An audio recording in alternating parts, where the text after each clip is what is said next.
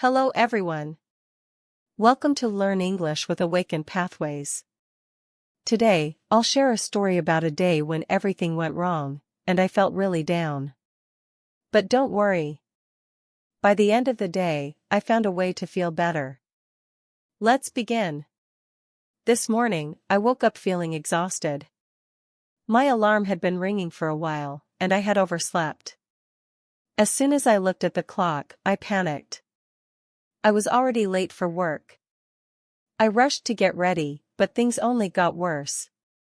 I grabbed a cup of coffee to wake myself up, but guess what? I accidentally spilled it all over my white shirt.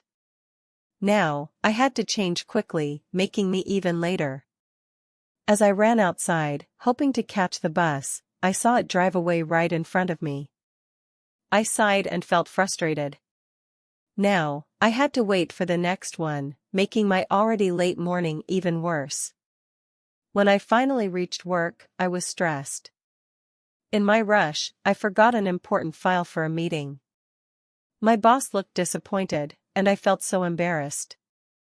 Everything just seemed to go wrong today. During lunch, I texted my best friend, hoping to meet up and talk. But she replied, "Sorry, I'm busy today." That made me feel even lonelier. It was one of those days where nothing felt right.